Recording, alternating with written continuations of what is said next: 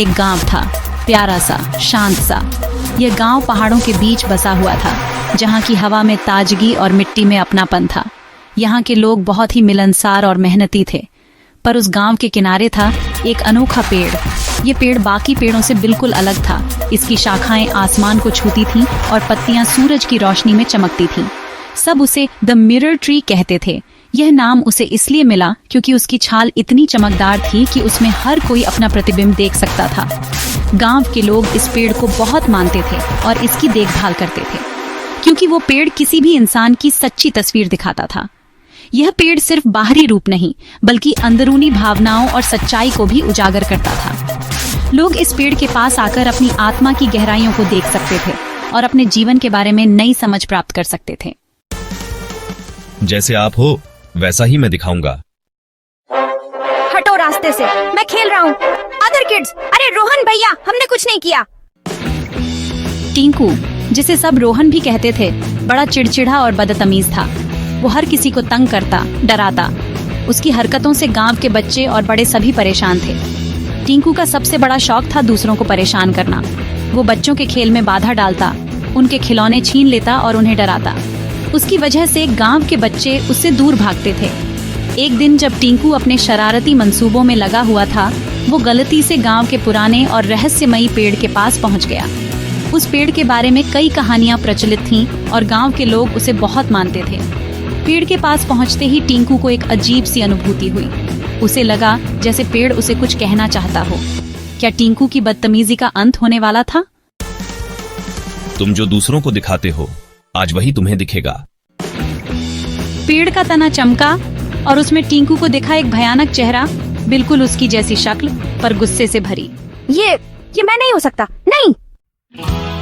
भाई साहब, यही तो असली आप हो, थोड़ा बदल जाइए अब। वो डर गया और पहली बार उसने महसूस किया कि उसका डर उसे कमजोर बना रहा था। रोहन ने अपने व्यवहार के बारे में सोचना शुरू किया। उसने सोचा कि क्यों वह हमेशा दूसरों से डरता था और क्यों वह अपने दोस्तों के साथ ठीक से पेश नहीं आता था। धीरे धीरे उसने सबको मदद करना शुरू किया। उसने देखा कि जब वह दूसरों की मदद करता है तो उसे खुशी मिलती है। खेलने के सामान दिए, बड़ों की मदद की और मुस्कुराना सीखा। उसने महसूस किया कि दूसरों के साथ अच्छा व्यवहार करने से उसे भी अच्छा महसूस होता है। अब वह पहले से ज्यादा खुश और आत्मविश्वासी था। उसने अपने दोस्तों के साथ खेलना शुरू किया और उनके साथ समय बिताने लगा। अब वह अकेला नहीं था, उसके पास बहुत सारे दोस्त थे और वह सबके साथ मिलकर खेलता था। उसने पढ़ाई में भी ध्यान देना शुरू किया और अपने अध्यापकों से भी अच्छे संबंध बनाए। धीरे धीरे वह गांव के सबसे प्यारे और मददगार बच्चों में से एक बन गया। माफ करना दोस्तों, मैंने बहुत बुरा किया था। अब मैं बदल गया हूँ। वर्षों बाद रोहन बड़ा हो गया और उस पेड़ के नीचे वो कई अनाथ बच्चों को लाकर खिलाता, पढ़ाता और प्यार देता।